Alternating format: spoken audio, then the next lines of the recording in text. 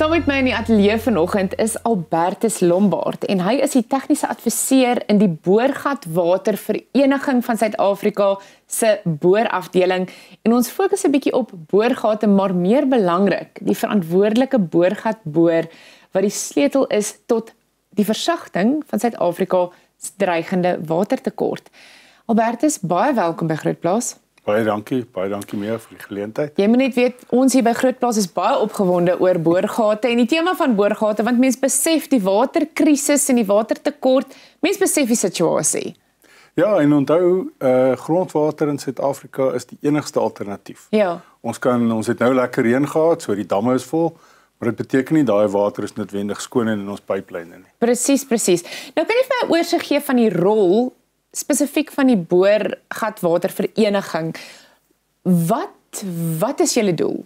Ja, so die Boorgatwatervereniging is 'n vrywillige organisasie wat erken word deur Departement van Waterwese. Ons help om volhoubare en verantwoordelike waterontginning en waterbestuur te bevorder. So ons help 'n bietjie met opleiding. Ons is besig om te kyk of ons kontrakteurs bietjie meer kan akkrediteer en gereelde opleiding te kan gee. Ja. Want onthou, boorgatinstallasie is die begin van die ontginning van al die grondwater. Ja, dit is belangrik. En hoe lank is julle al in bestaan? Ja, die Boorgatwatervereniging bestaan al van die 70's af. Van toe af. Ja, dit is 'n ou organisasie en die ou manne was slim om te probeer en hulle toe ook al verstaan hoe belangrik dit is om grondwater reg te ontgin, jy weet, om die regte konstruksie te doen as jy 'n boorgat boor. Ek dink as mens spesifiek kyk na die belangrikheid van boorgate spesifiek as dit kom by die verskaffing van 'n alternatiewe waterbron. Hoe belangrik is daai rol? Skets vir my die prentjie. So kom ek gee dit bietjie in syfers. 34 miljoen mense in Suid-Afrika is geheel of gedeeltelik afhanklik van grondwater. Amper 20%, tussen 13 en 20% van alle water wat gepomp word is grondwater. Ja. Met ander woorde, dit kom uit boorgate uit wat geboor is. So dit gee jou die omvang en dan as jy mooi daaroor dink, omtrent 90% van dorpe in Suid-Afrika, 90% is gedeeltelik of voluit afhanklik van grondwater. So 'n boorgat weer eens is die kritiese punt want sonder 'n goed gekonstrueerde boorgat kan jy nie daai pyplyn volmaak en water by die mense uitkry nie. Ek wil graag met jou by die begin. So 'n boorgat. Dit is nie net 'n gat in die grond nie. En die groen gras groei daar rond nie, nee. Nee, glad nie. Dis glad nie dit verduidelik nie. My. En mense verstaan dit ook nie altyd ja. nie. Jy kan net 'n gat in die grond maak. Ja. En jy gaan dalk water uitkry. Maar as jy nie daai gat behoorlik konstrueer met ordentlike boorgatvoering en met ordentlike sanitêre seels aan die bokant, dan gaan jou gat of toeval en jy gaan jou pomp afskryf of nog erger, jy gaan dalk oppervlakwater kry wat besoedel is, wat nie skoon is nie, wat in jou boorgat insyfer en jou water besoedel en dan besoedel hy nie net jou water nie, maar ook jou buurman se en jou own stroom af. En om besoedelde boorgatwater skoon te maak is 'n baie moeilike proses en party plekke eintlik onomkeerbaar. Jy kan dit eintlik nie doen nie. Regtig? Ja, dit maak dit baie moeilik so. Ek kan net dink as mens kyk na plase in Suid-Afrika, landbougrond. Ek dink ek het al ooit daaraan gedink nie, maar gebruik die meeste of het die meeste plase boorgate? Die meeste plase, onthou hulle is ver van groot infrastruktuur af. So die meeste plase se huishoudelike water of se veesypings is boorgate. Ja. Daar's ook baie mense wat besproeiing doen uit boorgate uit in areas waar daar groot volumes water kom. Maar onthou op 'n plaas as jy ver van enigiemand is, reënwater kom een keer 'n jaar verby, die res van die tyd het jy boorgatwater om te gebruik in die huis. Ja. So dis krities belangrik. En onthou, Suid-Afrika is 'n soos die Engelse sê, semi-arid to arid region. Ja. Ons is nie 'n nat land nie, alhoewel ons die laaste 2 weke nie so gedink het. Ja, nee, dit is so. Ek wil graag by jou weet, hoe presies bepaal mens 'n volhoubare boorgat? Mens weet is baie geld om 'n boorgat te laat in jou erf vir een te soek en te boor. Maar hoe maak mens seker hy is volhoubaar en dat hy vir jare hou? Of het hy 'n tipe van 'n leeftyd? Ja, die boorgatkonstruksie as dit reg is, behoort jou 15, 20, 30 jaar te hou. Ja. Partykeer nog langer. Maar om die volhoubaarheid te bepaal, moet jy meet hoeveel water kry jy uit. Jy moet die reaksie van die watervlak in jou boorgat meet en jy moet kyk of vinnig herstel hy. En dan het ons geodologiese analitiese modelletjies om te kyk hoe lank kan ek daai toets, hoe lank kan ek daai gebruik en natuurlik herstel die water na die tyd. Want en so jy moet dit moniteer dat jy nie op die einde uitgevang word en jy is besig om jou boorgat te myn en op die einde dan hardloop jy uit water uit nie.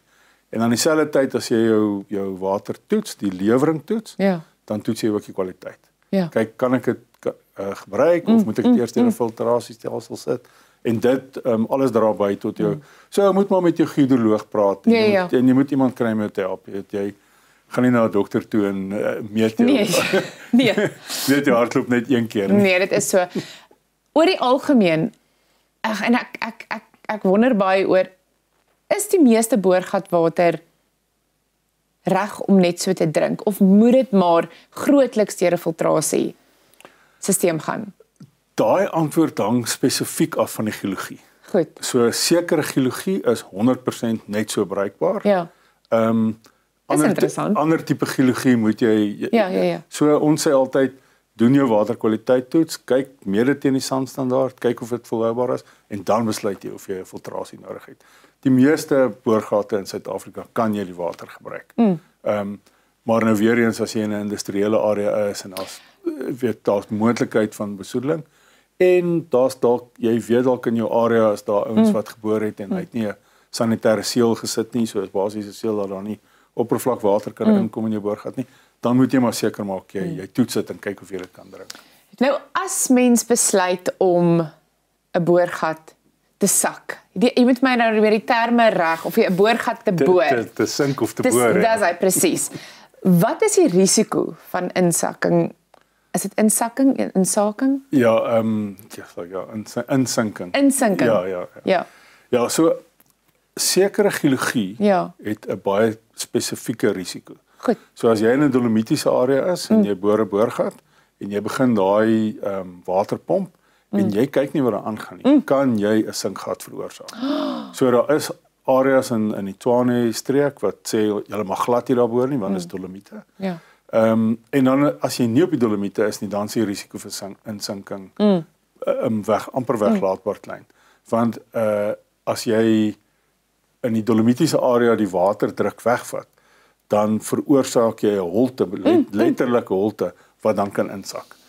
Ander geologie werk nie so nie, ander geologie werk meer soos 'n poreuse spons en as jy dit die water onttrek, bly die spons in sy plek. Hy beweeg nie. So hy sak nie in nie. So mens moet weer eens met jou geodoloog praat, maak seker wat se tipe geologie is jy op en dit bepaal jou risiko's. So dis iets wat jy self behoort te doen nie. Daar is die kennis van jou van 'n kenner wat moet weet wat met die geologie aangaan, hè? Ja. Jy gebruik jou geodoloog. Ja. Hy sal presies weet, hy sal jou ook kan help om die risiko's te bepaal, hy sal jou ook kan help om jou volhoubare lewerings te bepaal. Jy weet dat jy op 'n volhoubare manier kan onttrek. Ja.